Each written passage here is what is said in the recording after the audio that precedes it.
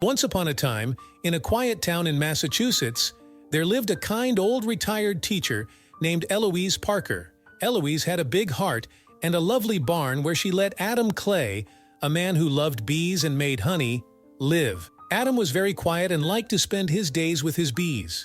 One day, something very sad happened. Eloise got tricked by a bad email and lost more than $2 million.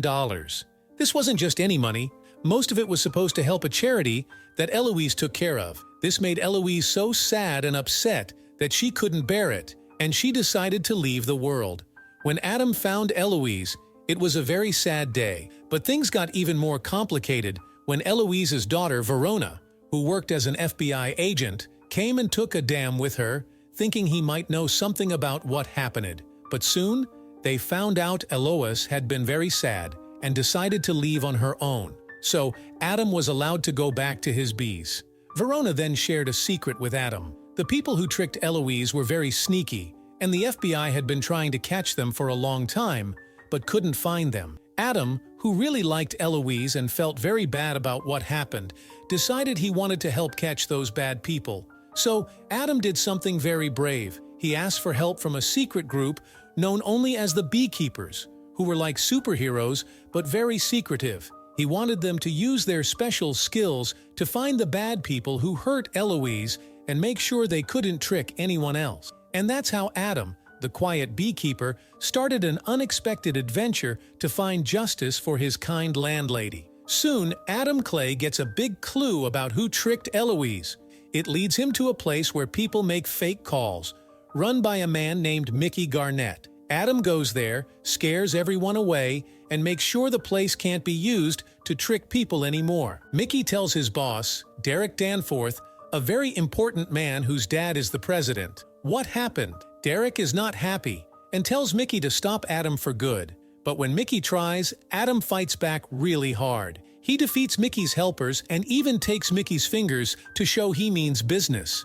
Mickey, scared and hurt, calls Derek to tell him Adam is one of the Beekeepers, a group of people who are really good at stopping bad guys. Adam catches up with Mickey on a bridge, and in a big showdown, Adam makes sure Mickey can't hurt anyone ever again. He also sends a message to Derek that he's next. Derek is worried now and talks to Wallace Westwild, a super smart guy who used to work for the CIA, and now makes sure Derek is safe. All because Derek's mom asked him to.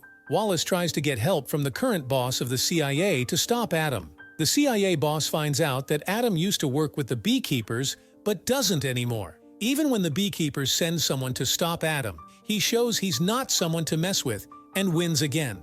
After that, the Beekeepers decide they don't want to fight with Adam. They stay out of his way as he keeps trying to make things right for Eloise.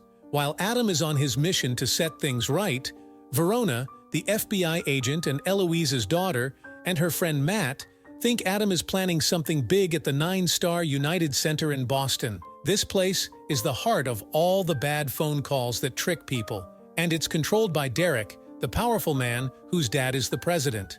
Verona and Matt tell a very important person at the FBI, Deputy Director Prigg, that Adam is part of the Beekeepers, a super-secret group that's really good at stopping bad guys.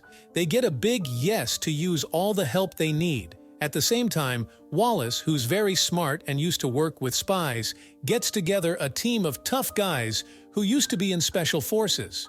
He tells them that the Beekeepers are not just any group. They're super skilled and work on their own, without anyone telling them what to do. To try and stop Adam, Wallace tells his team to protect the inside of the big building, while the FBI's special team surrounds it outside. But Derek decides not to send the workers home, which ends up helping Adam. He moves really fast and gets past the FBI's team, outside and into the building. There, he finds the boss of the place and makes him say that Derek is the one in charge of all the bad stuff happening. Agent Verona goes to the big boss of the FBI, Deputy Director Prigg, with some shocking news. She tells him that Derek, the man behind all the trouble, runs companies that even the government uses. She worries that Adam, the beekeeper turned hero, might not only be after Derek, but could also target Jessica, the president, because she's connected to the whole mess. While Adam cleverly avoids getting caught, Wallace, the smart ex-spy helping Derek, suggests Derek and his mom, the president, should stay safe with special bodyguards called the Secret Service. At the president's big house by the sea, Wallace gets together a tough team of hired soldiers. One of them had a really bad run-in with a beekeeper before and even lost his leg because of it. Meanwhile, Adam sneaks into the mansion, ready to confront Derek. But there's a twist. President Jessica finds out from Deputy Director Prigg the full story about how Derek did some very bad things using a special CIA program while she was trying to become president. Jessica decides she's going to face Adam when he shows up and tell him and everyone else the whole truth about what Derek did. In a moment of anger, Derek does something terrible. He eliminates Prigg and then takes his own mom, the president, captive. Adam, determined and focused, battles his way through to reach the president's office. Wallace, hoping to avoid a disaster, tries to talk Adam out of continuing his mission, but Adam is too committed to back down. Adam finally gets to the president's office, and right behind him, Verona, Matt, and other FBI agents rush in. Verona really tries to get through to Adam, asking him not to harm Jessica or Derek. In a tense moment, Derek turns against his own mom, trying to harm her. But Adam acts swiftly, stopping Derek before he can do anything, and making a quick escape out the window, onto the beach below. Verona, who has the chance to stop Adam once and for all, chooses not to take the shot. Adam then disappears into the night, thanks to some scuba gear he had cleverly hidden on the beach, leaving everyone in a state of shock and the story at a dramatic close.